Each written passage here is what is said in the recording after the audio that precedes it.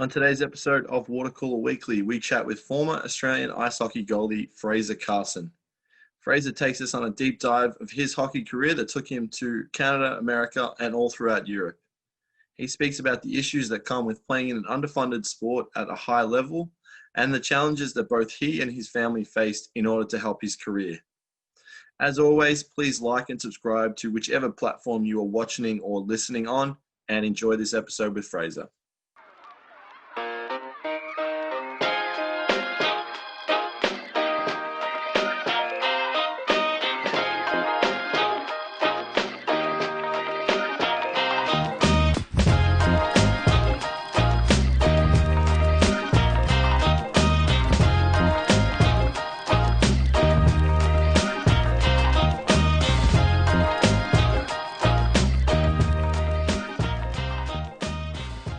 It's now my pleasure to welcome on former international Australian Melbourne Mustangs netminder and the man who once had the best hockey hair ever, but now doesn't because he's a dad, Fraser Carson. Fraser, thank you for joining me today, mate.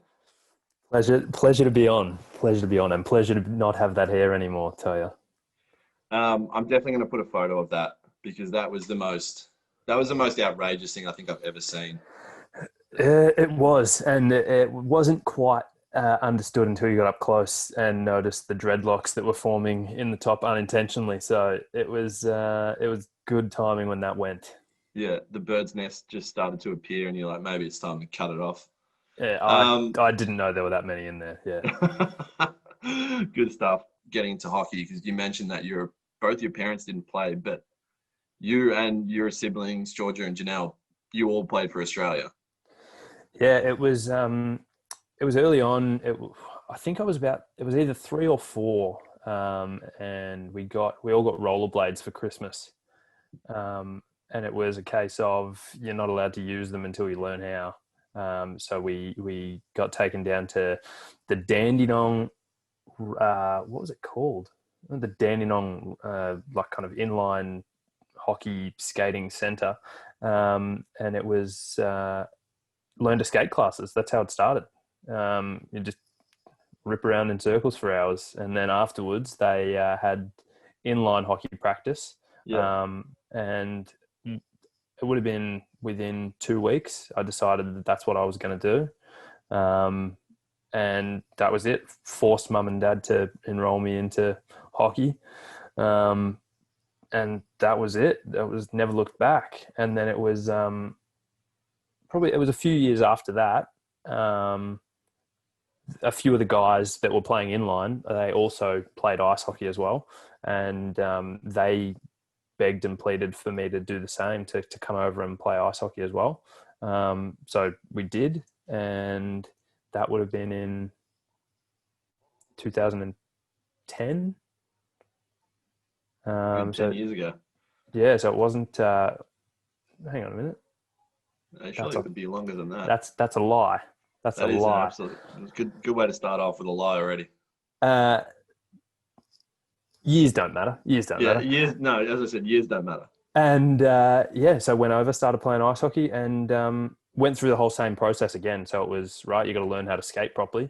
Good thing we had a good foundation with the rollerblading, and it just took off. And with the skills that I'd already developed in inline, it was a fairly easy transition into ice hockey.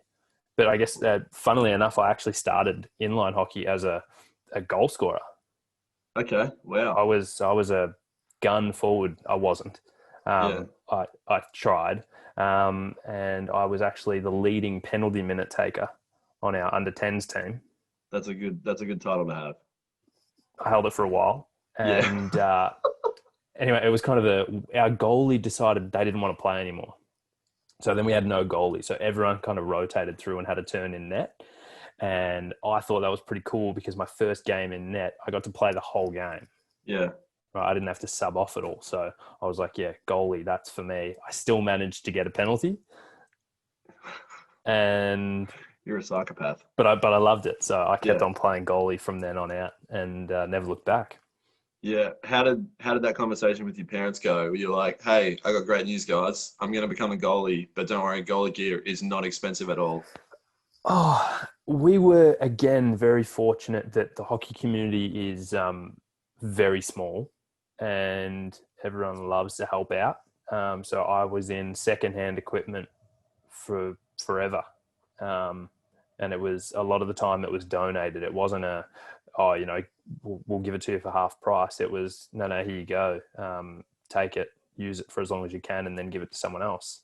Mhm. And that's kind of the way it went the whole way through growing up until I was about 12, I reckon.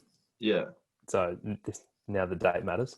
yeah, But yeah, and then that was probably the first time I got my first full set of equipment because I'd grown out of everything else. And by that point, you're playing with bigger, stronger kids and they're shooting the puck a bit harder. It's a little unsafe to now be using equipment from the 70s. yeah. Like I remember my first set of gear, like when I started playing, and it was like these old, it was a Joffa helmet, which The is best. from, yeah, the absolute best. I wish I still had it, but my head wasn't too big now to fit into it. I had the palms on my gloves were completely gone. Yeah. The skates I had were two sizes too small. The shin guards were like too small, and I had to put a sock around the base on each side. Protect Otherwise, your I would. ankles. But like I was like, it cost me $100 for a full set of gear. But it was like that's how difficult it was. Yeah, Like to get absolutely. like that would have been 14, 15 years ago. Like it was so tough to get good gear. Um, and even if you wanted to get it, like you were paying so much money in shipping, like to get it from Canada Exactly. or whatever. So If you could get it.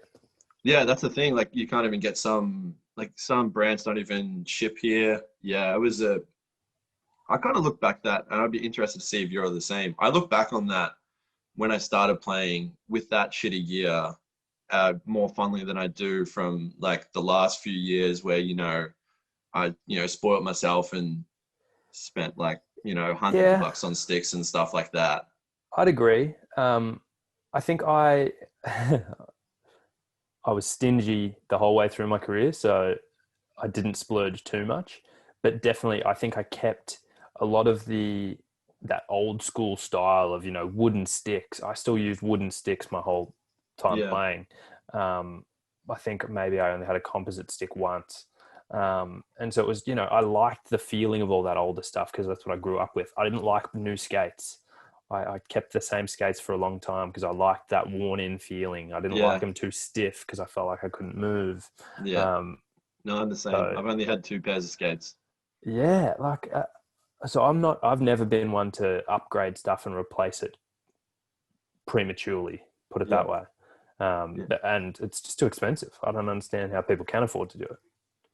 It's crazy, and I mentioned this to you previously that the last few years I was over in Canada, like working and doing some scouting with some kids who have been drafted into the NHL now, and the talking to like parents and other scouts and stuff, like the amount of money that it actually costs to play hockey is like it's astronomical. Like, Yeah, and especially when you're at the high level, like playing in North America, you have to go to these tournaments. You're looking at 20, 25 grand a year.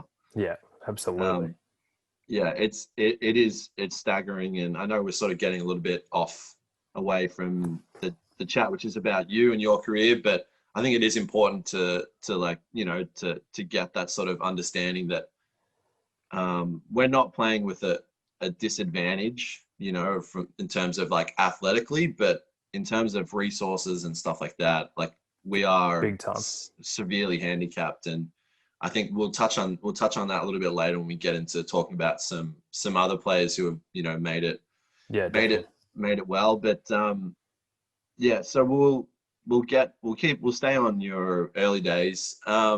You went to school in both Canada and the US to play.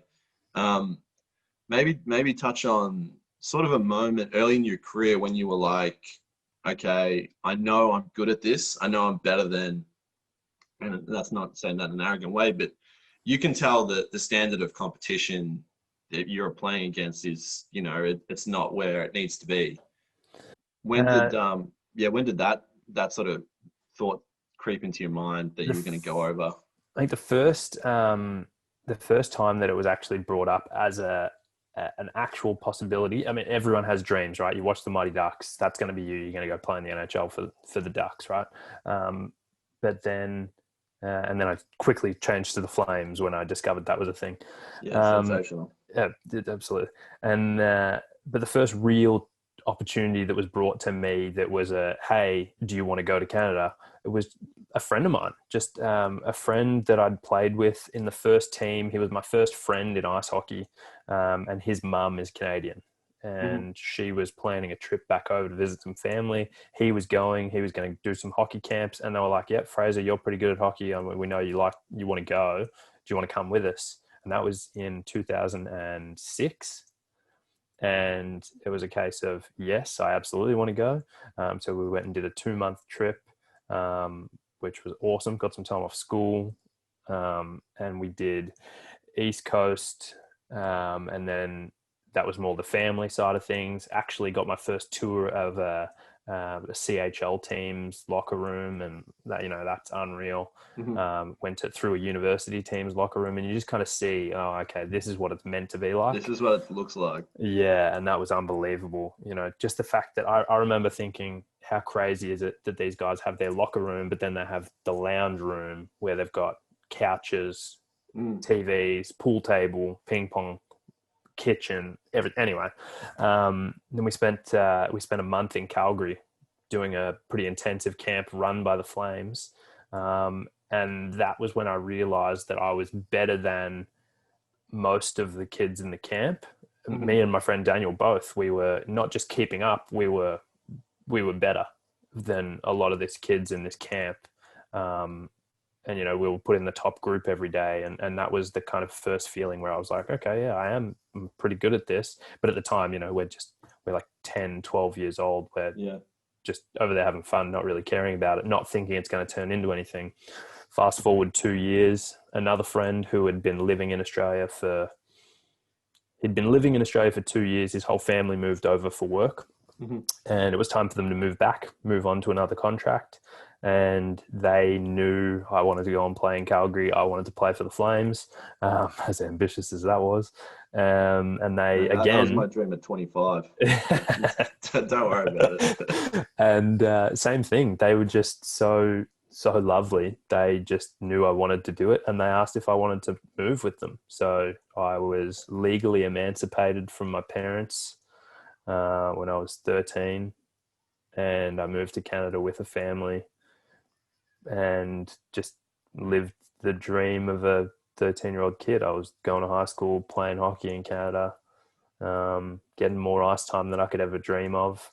And that was when you really saw the main differences between what hockey's like in North America compared to what we'd been exposed to here in Australia, and just how different it was. And again, just that feeling of what it's supposed to be like. Yeah, and not what we're used to. And I'll get you to go into that. But I remember playing on the Gold Coast once, and the change rooms are a shipping container outside with like rubber mats, like a path back into the rink. You were lucky you had the rubber mats. We had carpet. Yeah. Yeah, it was, I honestly couldn't believe it. Like, and I wasn't exactly spoiled with Oakley, but I was like, well, at least it's, inside the rink. Inside, yeah. Yeah, at least it's inside. But yeah, maybe talk about the training and stuff, because you're at the age you're talking about, you're at such a crucial age in terms of when you know that you're good. This is where the development can go one or two ways, and maybe touch on what the training was like in Australia as opposed to what it's like in Canada, and how much of an impact it really makes. I think my age group of players in Australia is probably this is a narrow view, but I know that everyone after me didn't get the same coaching that I got. People before me didn't get the same coaching that I got, right? We had a guy, Roy Sargent. He was a Canadian guy who moved his family over to Australia early on, and he's a legend of Australian ice hockey, right? So everyone in the country knows who this guy is, Yeah. and we were lucky enough to have him in Victoria. So my gap of, you know, the 2 years ahead of me to me, we are like the best production of hockey players in Australia, in my opinion. Yeah. I think And that's you can say that fairly comfortably. I think a lot of people would agree with that in terms of talent, and that was because of his coaching, right? So the difference in coaching level, I had way worse coaches in Canada than I had compared to Roy. Right? He was amazing, but then the other difference is Roy took this much ice time and turned it into this much learning. Yeah. Right? And experience. Whereas in Canada, you get this much ice time. It doesn't matter if your coach is this, you know, you're going to get better. If you're getting worse, like, you shouldn't be playing because you're just getting that much time. So I think that was the biggest thing. And, you know, we were lucky enough. We went to a school. I didn't know this at the time moving over there, but I was moving into a pretty rich area of Calgary, of the outer skirts of Calgary, Springbank. And, you know, they've got a rink at the school. And so there were weeks where I was on the ice every day. Yeah. Right. And that wasn't every week. We were lucky that we had school programs I had a class in school that was hockey. Yeah. So like I would show up to school and my first class was hockey, and then you take a little bit long in the showers. So you miss English after that. Yeah. And it was, you know, like, that's the difference. Whereas over here, what we were doing, you know, leading up to me leaving, the only real like additional training you got was in a short time frame of the year when you were getting ready for national championships, playing for Victoria. And so that was additional training on top of your club team. And I was lucky enough that I played in, you know, the under 13s and under 15s Victorian team. So I got 2 extra trainings a week. So, you know, I was on the ice 3 times a week where normally I would only be on the ice once a week. And that level was where you saw the development off the ice starting to kick in. You know, you're starting to do off ice training, you're starting to run drills and, you know, do whiteboard sessions and learning the game. You were a real student of the game compared to just get on the ice and have some fun. Yeah, and, you had to be. Yeah, and in Canada, that was taken to another level. We did strength and conditioning sessions in the gym with a crazy coach who would scream in your face all day, right? It was super different. Whereas over here, I'd never lifted a weight before. I didn't know what a weight was. And then you get over there and you're expected to do that. And I think that was a big difference as well. And I think it's a bigger difference for forwards and defensemen compared to a goalie. Like you mentioned earlier before we jumped on, I fit the description of a goalie from the 80s, right? Yeah. I'm not very big. I'm not very strong. I just stand in there and make it work. Whereas guys now, they're 6'4", weigh 220, and it's how do you get the puck past a guy like that? Whereas now it's a case of you're in the gym, you're getting stronger, you're learning how to look after your body, and that's a big difference over there. So for the forwards and defensemen, what I was saying is that crucial time period of development, like you were saying, is at that 13, 14-year-old level where you're playing contact hockey already before that, but now you're going through puberty. Everyone's getting a bit bigger. Everyone's getting bigger at different levels. I played on a team with Matt Dumba, who now plays, he's got a successful career in the NHL. And Minnesota Wild. He was wearing his dad's suits to games. Yeah. And we were like, oh, he's a bad man. Shit. Like, holy crap, this guy's huge. But then you're on the ice. Was he just trucking kids at that age? Because that's pretty much all he's done his entire career. I remember his WHL career, and he was just absolutely lighting up kids. He really started killing kids the year after I played with him. And that's when his YouTube highlights kind of start. And he's just absolutely demolishing people and scoring 4 goals a game. Yeah. Like, he was incredible. But that's the difference. You know, you go into the locker room and it's these guys that are now, they're starting to look like men. And that's where the development kind of ceases. Or no, what you were saying, it's just kind of like it makes you or breaks you. If you get big and strong at that age, you've got a chance. If you don't, then you should stop playing because you're going to get hurt. Yeah, And that's exactly. unfortunately what a lot of kids do in North America. And I guess kind of going off track, that's another big difference between here and there. Here we have leagues where it is non-hitting Hmm. for too long, I think. We don't I agree. expose kids to it enough early on, so we don't actually learn how to do it safely and correctly. Hmm. So that's an issue. And then there's also the flip side of that where we have leagues where newcomers can come in and learn the game and not have to worry about the physical side of things. Yeah, Over there, if you're not playing contact hockey, you're you're not not playing playing hockey. hockey. Yeah, yeah. I think the really interesting thing about that, and something that I wanted to touch on, is the fact that there is such limited ice time available here.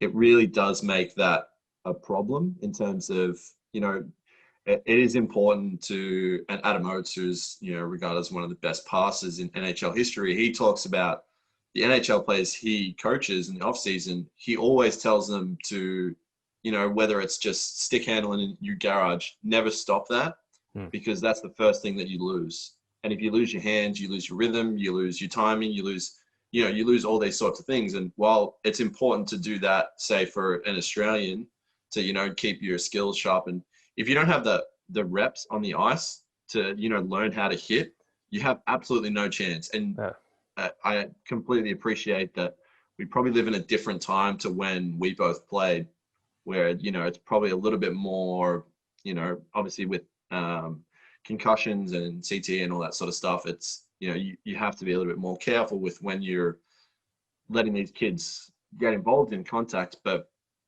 it's a natural part of the game, and it's a part of the game that's never going to go out. Yeah, And exactly. we're not blessed with the facilities or the time, and there really has to be probably a better way to, to expose these kids. And I have absolutely no idea how that will be, but I do agree with you that it happens way too late. I think that the positive is there is improvement. There Hmm. are more rinks now than when I started. I had Yeah, one rink, and then sometimes you would go to Bendigo and play them. yeah. I scored 2 goals in Bendigo one game. Just FYI. It's that's what it was. Whereas as soon as I went to Canada, so yeah, growing up, I had one rink within Greater Melbourne. Yeah, I went to Calgary and I had two outdoor rinks within a stone's throw of my house. hmm, Like, it's nuts. and then actual rinks. We had two at the school. We had two ice sheets at the school. We had one across the highway from the school at the neighboring high school, or at the hockey academy. They had three sheets of ice. So within literally 200 meters, there was five sheets of ice, and at the time in the country, we had five sheets of ice. Yeah, it's it's staggering. Like when you have this discussion with people, like I remember, like, I messaged you and I said the only ice time I used to have was on a Friday night at midnight. Yeah, And a lot of the guys a lot of the imports who'd come to town and were going to try out or play for the Melbourne Ice, they would come down to these sessions because that was like the only that was time the only where, time they could yeah. get. And I remember a few guys, a guy from Calgary named Greg, and I remember because I was wearing a Flames jersey, he came up to me, chatted to me, and he was like looking around, and he was like a real typical Western Canadian type defenseman, and he's like looking around at this real shitty little beautiful rink with no glass, no board, like no And the board's on an angle like this. boards on an angle, and he's like, I'm not sure how I'm gonna make this work, like. And it was like, I remember watching like some AIHL games there, and I'm like, guys would get dummied and just put over, and it's very tough to watch at times. It's amazing no one died. Yeah, Then, yeah, like, for people that have never seen hockey, like, look up a hockey game and then imagine that in a death trap. yeah, Like, it is incredible that no one died at that place. yeah. Oh, it's incredible. I remember one time to speak about Roy. He was telling this. There was a school from Kelowna came to Yes. Australia, and they were taking photos. They were taking photos of the rink and like laughing and stuff. And I think he pretty much like put them in their place. And I think the team they played the Victorian team and they won, right? I'm pretty Yeah. sure. Yeah. So that's a bit of a nice bit of a humble pie. But um, Yeah. Well, before I and so th- just to cut you off there, that that highlights exactly what people learn eventually. Mhm. It's like, oh, ice hockey in Australia, no way. Like, you guys must be terrible. And it's like, whoa, like our facilities are terrible, our ice time's terrible, but the skill that we have and the talent that we actually produce is on par with a certain level in North Yeah. America. And Oh, you know, absolutely. those teams come over thinking they're just gonna shit kick us, Yeah. and it doesn't happen. That's not what Yeah. happens. No, no, absolutely. And I spoke about this in the last episode because that was, it was sort of hockey related as well. And I sort of said that Australia as a country, we are perfect for, we're, despite the fact that we don't have snow or, or any sort of cold days.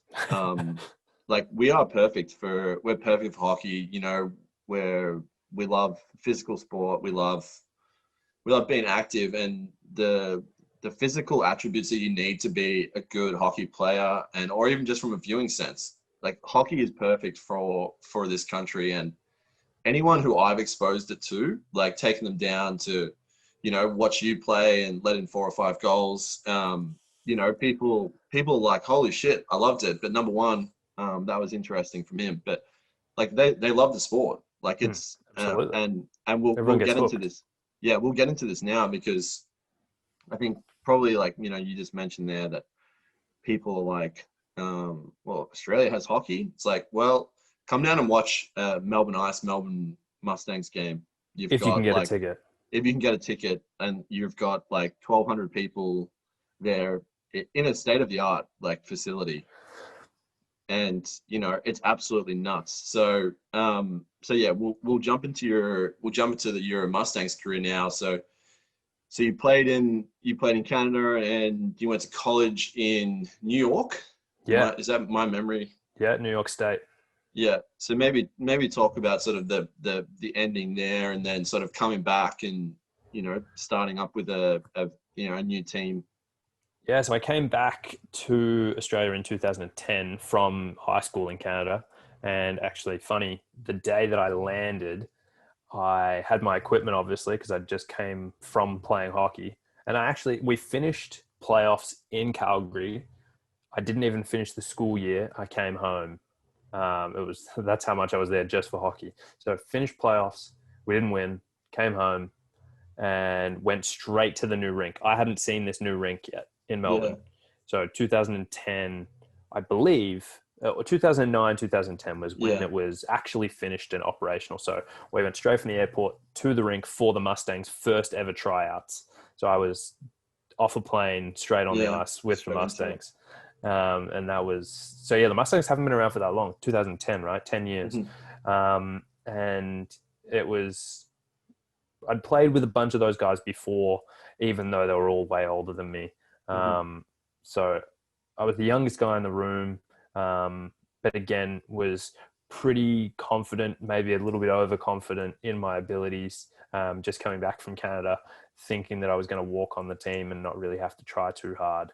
Um, had to work pretty hard, made the team, and was with some older guys as goalie partners as well. So in the first, what did we have? I think we had 6 exhibition games in Yeah. 2010 that were just, we had to win 3 out of 6, or there was some kind of stipulation on our getting into the league the following year. Anyway, so we've won our games. The first game that we won was in Adelaide on the road. And I have the puck from the game sitting on the windowsill over here. Yeah. It was, it was awesome. Mhm. The excitement of being on this new team, a bunch of new guys some guys had played for the Melbourne Ice before, the old team in town. And then some guys had never actually made it, but were good enough and they should have been Mhm. playing. So it was a bunch of misfits put together that made it work. And anyway, you fast forward a few years and we're now a pretty well-established team in the league. We make the finals in 2014 with a great team. We were pretty confident the whole year that we were going to do really well, and we ended up winning the whole thing right Yeah. within 4 years. So that was a pretty incredible experience. And kind of like you already alluded to, you go from playing hockey. Well, I went from playing hockey as a kid in Oakley, where I think the capacity of Oakley would be, Has I to be don't like know, less than 200. Has to yeah, be. maybe 200 max. Yeah. And it's And you're not dark sitting and dim, and you comfortably. feel like Yeah. the roof's caving in on you. Anyway, great place. I love Oakley. Oh, same Um, here. Same here. I would not like, I used to get the train Sunday morning from Eltham. So Eltham to the city, city to and then out to Oakley, Oakley, and then and a bus. a bus to just to go to a skate on Sunday. Like I Yeah, loved it. So yeah. I would. Oakley's awesome. It It's smells awesome. like piss, but it. Oh, honestly, it's. I would never change. I love that. That was my like upbringing with hockey. Absolutely. Yeah, it's awesome. But yeah, so you go from playing there and then you walk into this brand new facility that now is, fast forward to 2014 and we're a good team now. Even when we're not playing against the Melbourne Ice, we're almost filling the stands. We've got 800, 900. Sometimes we're selling out games. And then you play a game against Melbourne Ice and you cannot get a ticket. It sells out at the start of the season when they release the schedule. So it's massive, and you've never played in front of that many people before ever. And this isn't playing in front of your family and friends, right? This is playing in front of complete strangers who were fans of the NHL and heard that there's hockey in Melbourne, and they're going crazy, right? They love it, and yeah, that's an unbelievable experience. And that was, well, I guess you mentioned you wanted to talk about college too. So that was after college. Yeah. I was I think I went to school 2011, 2012.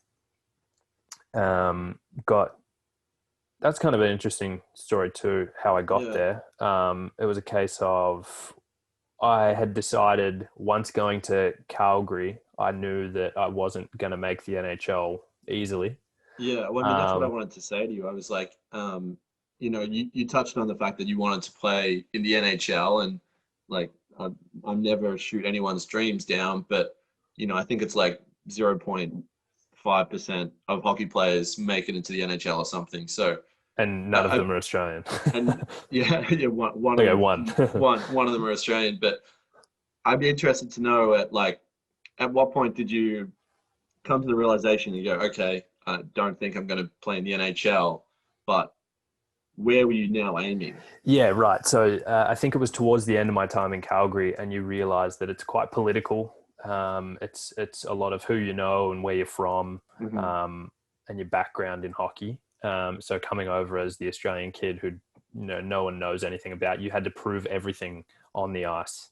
And if you let it slip one day or two, then they wipe you off the board Mm. and you don't exist anymore. So I knew it was going to be really tough, and decided, okay, it's going to be harder than that. Maybe I should aim lower and work my way up. And I decided that I knew school was an option and you could play at a college and, play for 4 years and sign a pro contract after that. So that then Yeah. became the goal, a pro contract being, a low level minor league team and work your way up. That was then the benchmark.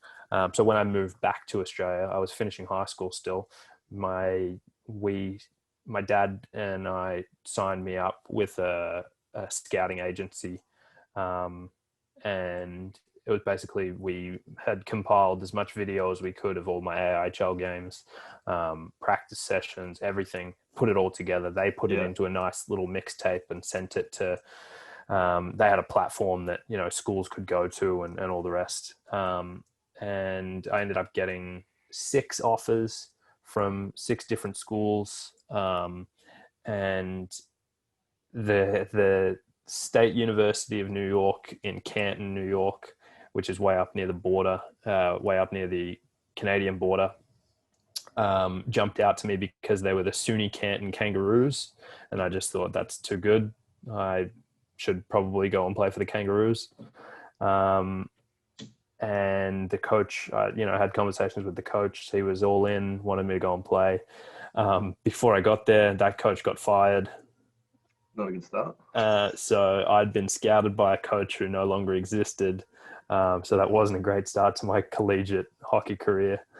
So then going from, oh yeah, you're going to be the starting goalie on this team and you're going to lead us into our first year of NCAA hockey, to showing up excited and being asked who I was, because none of the people who knew I was coming were there anymore. So that was a bit of a shock. And that was the first realization I had that, I'd been exposed to, hockey's a bit political when I was living in Canada. And now I'm like, holy shit, hockey's a business and everyone's expendable. No one cared that I was there. Lucky that I made some good friends with some of the guys on the team who kind of took me in and showed me the ropes. And I didn't know at the time that I'd made best friends with the captain and vice and assistant captain of the team, and ended up living with them. And that's what really turned my college experience around. They showed me a good time. Yeah. Like, if I'm not going to start, I'm going to be the starting goalie in terms of beer volume drank. No, I ended up having a really good time and played almost every game in the end, and we won our conference, and I was actually voted the MVP of the finals. Nice little flex. Not bad. Thanks for coming. So that was pretty awesome. And then I called it quits on that. I just kind of... Any reason? There was stuff going on at home. Dad had his back surgery and he was off work for a little bit. I felt a bit bad about the money situation, even though that was all taken care of. And as much as I hate to admit it, I also knew, like, this isn't going to happen. I'm not going to play. Like, I'm not going to play pro hockey. And I think I could have gone a different way about it, but I wanted to play in North America and that was it. So I knew that wasn't going to happen, or at least it was a real big stretch that I wasn't really in for anymore. Unfortunately, I think I told myself it was more about the family stuff at the time rather than me admitting to myself that, man, maybe you're not that good anymore. Is that a tough it was real tough to bring into your head? Yeah, and it's tough now looking back on it because you kind of reflect on how good you were, whereas at the time it's not always that clear how good you are at the time, or you think you're better than you are. I don't think I ever thought I was better than I was, but now looking back on it, it's like, you really missed out. You could have at least played, in the Southern Professional League, maybe. You could have made something, because now looking back on it, I came back to Australia, played for the Mustangs, was good, and we had a good team and we were successful, and we're playing against guys who were drafted. We're playing against guys who played in the AHL. We're playing against guys who had long careers in the AHL, and you're playing with them. We're not getting destroyed by them. We're playing with them. We're good enough to play with them. So then it's like, damn it, I shouldn't have come back. I should have stuck with it. I could have made it, whether it would have happened or not. And probably not, because of the statistics. You're going up against, X amount of North American kids, and there's rules around how many import players you can have on a team. And, you're already at a disadvantage being from a foreign country, that you have to be better than everyone else by a mile in order to actually get your spot. Probably wouldn't happen. But sometimes I wish I gave it a bit of a better shake. But at the same time, moved back, met Lindsay, my wife. We now have a baby.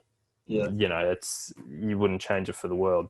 But you think, damn it, I could have maybe been scraping by on $100 a week on a pro contract. It's funny you mentioned that, because when I went to, and I'm not saying this was your same mindset, this is completely me. When I moved to Canada, I thought that the fact that I knew so much about hockey and I was Australian, I'm like, that's an asset. And I was like, but what I found, when I was trying to set up these networks, when I was scouting, OHL games and minor midget games, no one gives a shit. Like, they couldn't. And I've even had, like, I remember having because in the end I did set up, a decent network. It took me forever, and you're going up and just chatting to guys at the rink, and a lot of them won't give you the time of day. And I remember one guy who was an OHL scout, I can't remember what team, and we were talking about a player, and we had a completely different view. He was probably right, but like he literally said to me, he goes, you're Australian, right? He's like, when did you start playing the game? And I was like, that was the mindset that kind of, like, whether you like to admit it or not, a lot of these people who are in these positions to give people jobs or, make decisions, that's their thinking. You can't change that. Yeah. So after a whole season, I came to a very similar realization where I had to sit down and go, like, I don't think I'm going to be an NHL general manager in the next 18 months. So it's probably tough time. Pill to swallow. Oh, mate, absolutely it is, because I'd convinced myself. Convinced myself since I, started playing hockey that my life was just going to be working in hockey, and when you like invest so much, not just like like actually going to rinks, watching games and stuff like that. When you invest so much of your mind into it, when you tell yourself for like a decade that when you dream about it every night, that's what you're going to do. Yeah, and that's why I asked you about that realization, like, because I know for me it was difficult, but in a way it was almost a relief, because I knew I was like pushing shit up a hill, like struggling to make ends meet financially, playing Russian roulette, and I'm like, big fella, you probably need to like have a good hard look at yourself here, because you can't afford to eat noodles for the rest of your life. Yeah. So no, it's tough. It is tough. I think I still do. You wake up some nights from a dream of still playing, or you're still over in Canada, and it's just like, you got to pinch yourself sometimes and remember that it's all over. And it's a bit sad sometimes. Like I haven't been retired for that long, but sometimes watching the game, especially watching an NHL game or something like that, I'm sitting on the couch twitching at every time the puck moves on the ice. It's it's tough to get over it.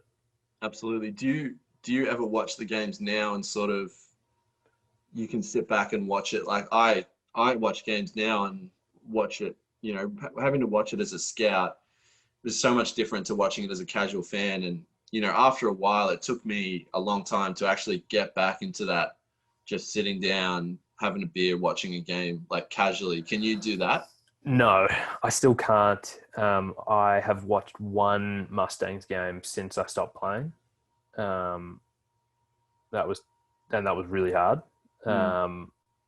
But even watching the Flames play, I'm still like on the edge of my seat, biting my nails, wanting to be like contributing, which is stupid. Like, it's an NHL game. I never had anything to do with it. I think it's natural, especially considering the level of hockey that you played at. You sort of always, it doesn't matter what level of hockey you watch, right? Like, it's natural to feel like that. Yeah. So no, I can't just sit down and enjoy it, because I'm always. Oh, and even when I'm like really enjoying a game, I'm not enjoying it the same way that my mum and dad can sit and watch a game and just think, oh, like, cool, that was a nice goal. I like am rewinding the play in my head, looking at, oh, that goalie made a save and it went straight to the defenseman's stick, and he made a breakout pass, and then it went to him, and then he drove the net, and you just look at the game in a completely different way. And I think that won't ever change, and I'm kind of glad that I see the game that way. But it makes it tough to just sit down and enjoy a game when you're criticizing everything that everyone's doing on the ice. Yeah, I think that that's a really, really good point you make, because that reminds me to bring up the brief moment we shared together when I was team manager for half a season before I was let go for controversial reasons. But this was in the I guess it was called the Australian Junior League. Essentially, there were teams from Melbourne, Perth, and Sydney, I think. Yeah, well, it was the Australian. I can't remember. Australian Junior Ice Hockey League, the AJIHL. Yeah. But the good thing about having you on that team and players like Jack Carpenter and Mitch Humphreys, the level of competition in the team dropped off really, really quickly. Yeah. And from a coaching point of view, not that I was doing any coaching at all, but you three and I'm sure there's other guys I'm forgetting would, you would coach on the ice, and you could see it, and you were like, when you have players who can do that, like I guess you probably do see that in the men's league, but maybe not necessarily someone like given the fact that you're one of the youngest going in, you guys were now put into these roles where you had to do the coaching, and it was really interesting to watch that from the bench, to see sort of how kids 17, 18, how they think the game, despite the fact that they're from Australia and you've got limited exposure in terms of coaching and stuff, and you're like, how do these kids know this Yeah, stuff? but I think that's an interesting point too, because I've played with Mitch and Jack for my whole life, and I think experiences like that made our AIHL career a little bit better than what it could have been, because we've got these imports coming over that have played in the AHL or played, in the minors for a long time, and they're established hockey players. They're coming here and we're telling them how to play the game sometimes. Yeah, because it's a completely different style of game. That, and just you see it in a different way, and I think that's a good thing about hockey, and I would say the overwhelming majority of players are very receptive to criticism and feedback about how they're playing and how they can improve and help their team. Everything is about the team, right? There's no LeBron James in hockey. Everyone's on each other's case in the good way. So I'm sitting on the bench, not playing an AIHL game, and a defenseman who's played 45 games in the AHL comes to the bench, and I can tell him what he did wrong on that shift and what he needs to look out for on the next shift. And he genuinely appreciates it and considers my hockey knowledge to be, top notch. And I think that's an important thing that, people don't necessarily know about hockey in Australia. And you put it perfectly. We do understand the game very well because we invest the time we're students of the game, just like people in any other country are. Yeah, but and I sort of touched on it before when I said, we have to be students of the game, because of the fact that when you get your ice time once a week, you can't coast into that. Like you need to know, and that's what a lot of the coaching here that I either had or saw from the bench or whatever, it was sort of a constant, not a struggle, but they know how small the time is, and that they were just constantly on people. They're like, you've got to be on, like we can't spend 20 minutes like fumble fucking the puck around and explaining these drills. Like we have an hour, like you can't waste it. And I think that's one of the most impressive things about us as a hockey nation, is that the fact of how much we've been able to produce with sort of what resources we have. Yeah, definitely. Absolutely. That's 100%. We'll get into you playing for Australia and your international career. It's not as glamorous as it sounds, and I think you can touch on sort of maybe the places you played, and not necessarily the countries, but maybe touch on sort of the the financial side of things, or to organize like playing for Australia, because a lot of people probably think that I've been picked to play for Australia. Oh great, but you have to find funding, all this sort of stuff. So maybe explain what it's like to play for Australia here. And again, throughout Australia, it's a different experience, because the government has different roles to play depending on where you are. In Victoria, we were lucky growing up. We discovered, or were told about, whichever it was, Victoria has athletic grants that they give out. So I always received a grant from the government of $2,000 every year to play. And that was to go towards travel accommodation, all the rest of it. So when you get picked, whether it's on a state team or an Australian team, management in hockey it's very, and you know this from your time doing it, although short, it's everything has to be super organized. So, you get picked in an under 13 state team. They tell you, or they tell your parents, it's going to cost $1,500 for the week. That covers your accommodation, it covers your travel, it covers your ice time leading up to and including the tournament. That covers referee costs for the tournament. That covers the cost of the coach's travel. They break it all down for you, but it's, they have everything down to the T. Every cent where it's allocated is done. So that was easy. And then you go and you get picked to play for Australia, and that $1,300 or $1,500 turns into $2,500, $3,500. And then it gets to the point where I was lucky as well, not just that, so the government kicking in $2,000 every time. That was awesome. My dad had a pretty good job, and his boss was fantastic to him and us as a family. And he was a sponsor. Mm-hmm. So everything that the government didn't cover, my dad's boss covered. Right. That's and incredible. It went through varying stages of, here you go, it's sponsorship. The company's sponsoring you. Yeah. And then it was, you need new equipment, company sponsoring you, here you go. Right. So I was super lucky in that sense that I never really, early on, I didn't have to pay for anything, and I didn't have to worry about where the money was coming from. And my parents also, as far as I knew anyway, my parents didn't have to worry about it at all either, because of government subsidy and the boss kicking in. But for a lot of people, that's a struggle to, it's your dream to play hockey for Australia, and then you get the bill, and like, oh my God. And for some guys, it just won't be, or girls, it won't be feasible. Like lots of guys that should have been on the team never went. Lots of guys that, and some years it was a case of there are 2 or 3 guys missing from this team, and if they were here, we would win. Yeah.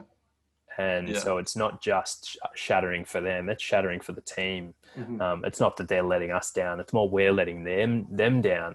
I remember one year we actually all paid more so that someone could come, because they were that important to the team.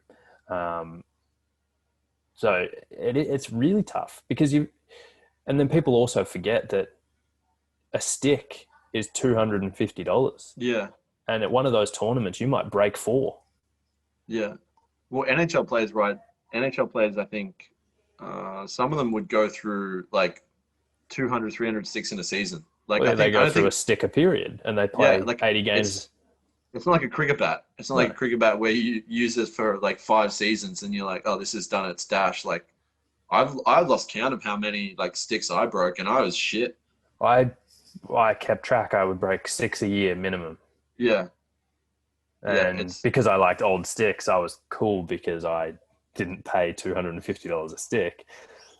But it's still like, it adds up. Yeah, no, absolutely. Especially when the sponsorship dries up, and no, sorry, you can buy your own sticks this year. You get on the hotline. You're like, hey, is this a stick sponsorship hotline? Yeah, you got to put your order in, and they say, no, you got the wrong number. Much. Yeah, too much. But so then, you get on the plane, you travel over there. It's the most fun you can have. Like, you're away for a month and a half. I think the longest we were away was maybe a month and a half. Yeah. We're staying in the Australian Institute of Sport in Milan, walking to the rink. You get treated like a king. You get breakfast, lunch, and dinner made for you every day. You're taking 2 naps a day. You're taking 5 showers. It's the showers was one of the best parts, I reckon. It's unreal. Were you one of those psychopaths that took a shower in between periods? Nah, never went that far. Before warm up. Yeah. After warm up. After the game, I was a 3 showers a game person. That's fine. I've seen guys shower in between periods and put their gear back on, and I'm like, that's disgusting. Yeah. but no, it's unbelievable. It is well worth the money.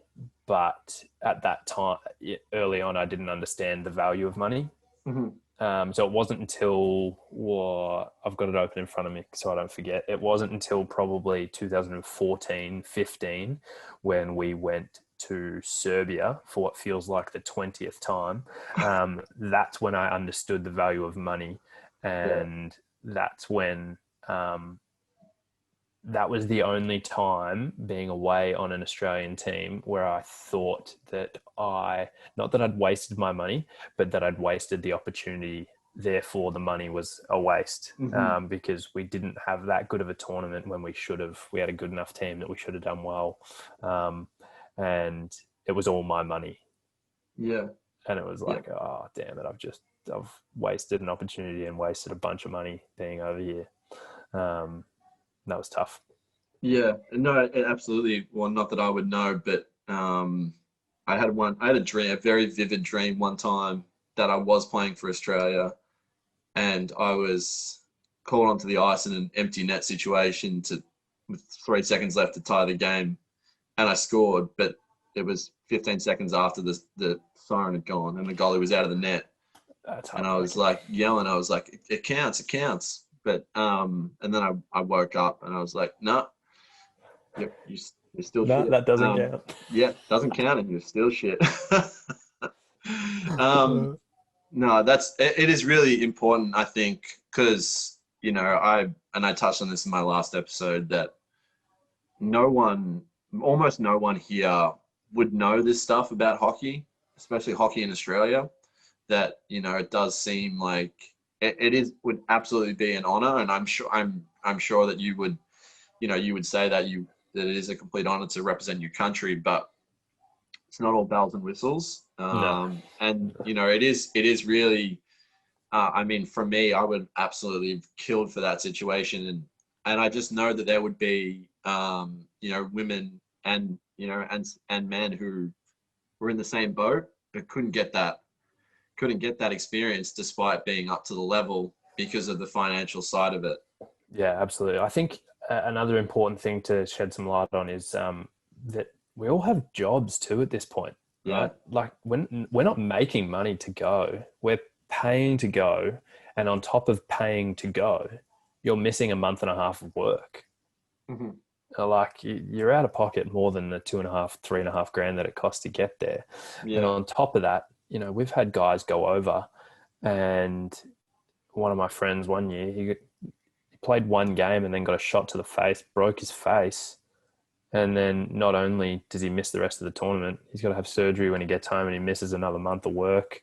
Same year, another guy broke his hand and he's a plumber. You need your hands for that.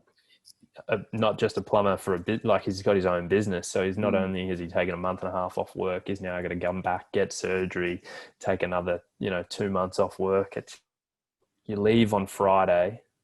So you've got to take all Friday off work because you fly out at 1 o'clock in the afternoon.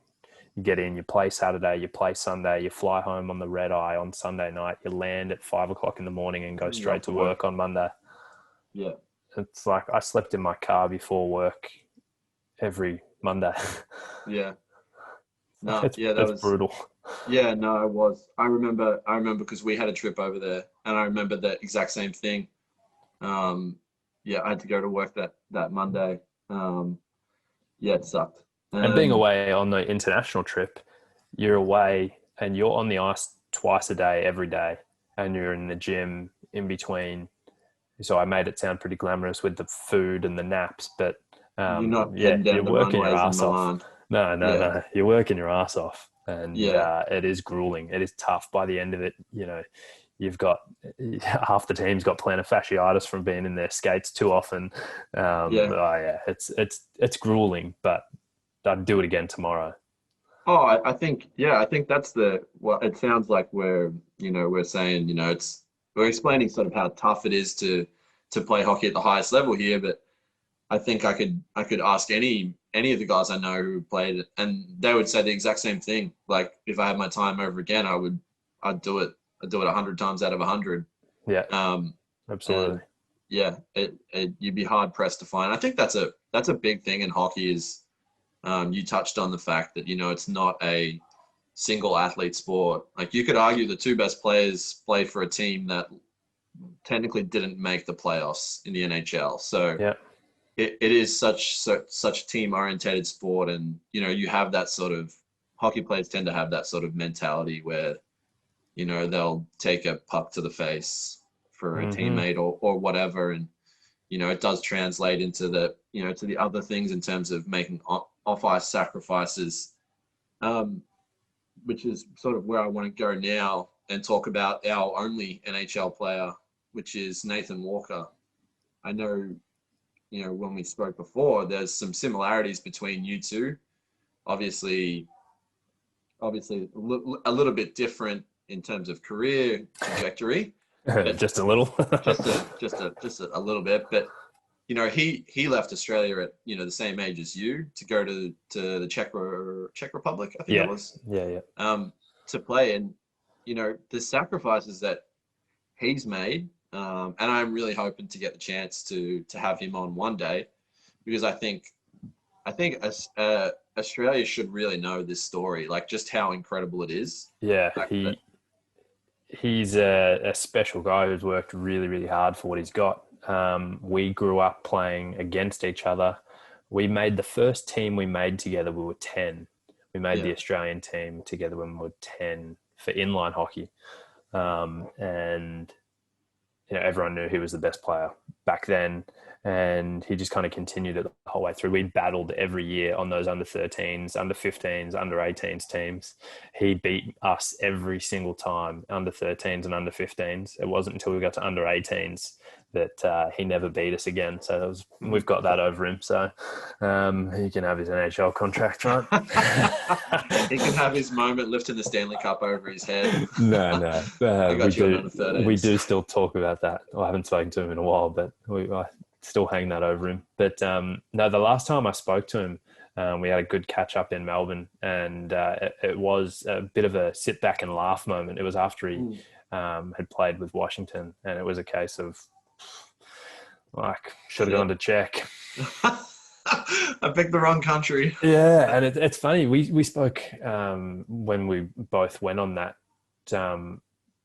first trip away, and he'll tell anyone that it was pretty tough. He was going to a country where English was not the first language, right? Yeah. So he had a lot tougher than I did, obviously, but he also worked a lot harder than I did, and managed to make his way onto teams that he had no business being on, and playing really well. But again, an interesting one. He was, listed he was ranked as a European player to get drafted, and then he had to come over to North America to kind of make that final leap. Played in the USHL, which is like, to most people who listen to this are going to be like, they'll hear the the acronyms that we've used, and they'll just like brush it off. But like AHL, USHL, these are kids playing who started skating when they were like 3 or 4. Like these are the top of the top. And for him, he was playing. When I was still playing, I was still in high school playing. Against kids my own age, and he's playing in junior league and getting called up to play for the men's team.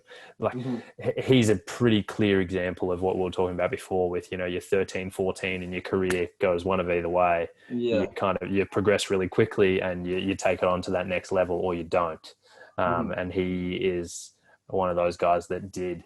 And he managed to work his way up real quick and play in a league that really he shouldn't have been playing in. And kind of make some waves. And when he made his way over to North America, he made it count. Yeah, absolutely. I remember the moment he became sort of like known on the international stage, because he was playing for the team was, I'm not even going to disrespect. Vitkovice Steel. Vitkovice. I can't even speak English, let alone try and pronounce that. In the Spengler Cup.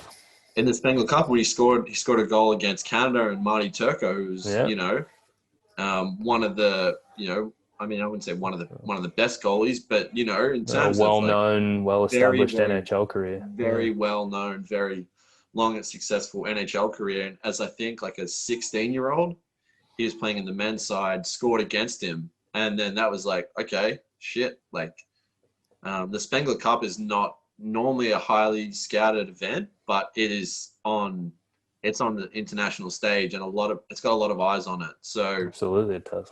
I remember that, and then ultimately going to the USHL.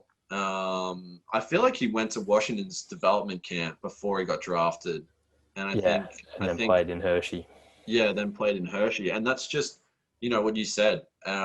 He had no business making these teams, but when he made them, he's just literally the door's been slightly ajar, and he's just booted it down.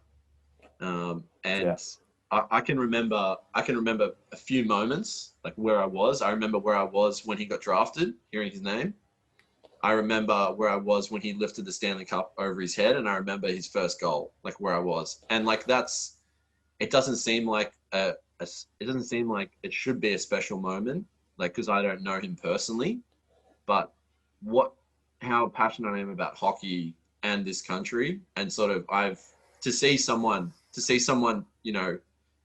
do that, like it means the world to me. And I think about it as like him as dumb as it sounds, like him playing in him making it to the NHL is like, for an Australian listening, it's like your kid playing in the AFL isn't as big a deal as him playing in the NHL. Yeah. Your kid making the AFL as an undrafted 15-year-old isn't even as big a deal as him making it to the NHL. Like there's no comparison on the planet that justifies. Absolutely. And that's one of the reasons why I really want to get him on, because I don't think people will ever understand the sacrifice that he and his family had to make. Like you can look up his hockey career and you can see that, he played in the Czech Republic for all these years. Those are years when like you're not sort of in that, when you have like, oh, I want to go away and I want to travel. That's usually your 19, 20, 21. I mean, he had to make the decision at like, 12, 13, like to leave his family to go to a country where English is not the first language.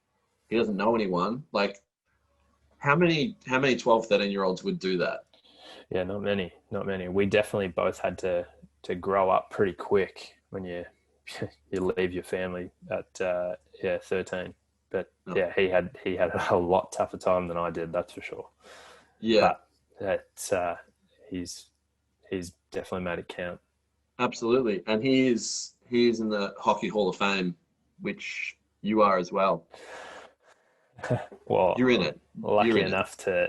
Well, I'm in it a few different places, but you're making it sound like a bit of a bigger deal than it is. It's a massive deal. Everyone who plays for the Goodall Cup, which is the cup we play for in the Australian Ice Hockey League, that cup is I don't want to butcher this too badly, but it's the oldest sports trophy. It's the oldest ice hockey trophy. Yeah. I know that for sure. And it's like the top 3 oldest sports trophies in the world. Anyway, it's in the Hockey Hall of Fame, the original. So every time we won in 2014, our names are engraved on the cup. It's in the Hockey Hall of Fame. Really cool. Every year, the team that wins, the captain's jersey gets taken to the Hockey Hall of Fame, and it hangs there for a year. And the photo of the championship team and all the rest of it. So we had our photo and our team jersey hanging in the Hockey Hall of Fame for an entire 12 months, and that was awesome. And then there's actually a photo of our world championship winning team from 2010 or 11, when we won the world championships in under 18s, and I had the big long hair and beautiful locks. The hug celebration with Austin McKenzie at the end of the game. My hair has just stood straight up. Yeah. So I look like Marge Simpson with blonde curly hair. And that photo was in the what was it? It was in the annual report for a few years after that. That's a pretty cool photo. So that's in the Hockey Hall of Fame too. I'm pretty proud of that one. I remember finding that, like, because I worked around the corner from it, Yeah, and this I remember you sort sending me the picture. yeah, this sort of shows how much of a loser I am. But like when I worked around the corner from it, I would honestly just every now and then just make a random lunchtime like trip into the Hockey It's Hall of the Fame. coolest place ever. Just have a little bit of a look, and people are like, "Wow, I wonder why he's single." And I remember like just going through and looking, and I was like, "I think I know that like mop of hair." I don't know who that belongs to. Yeah.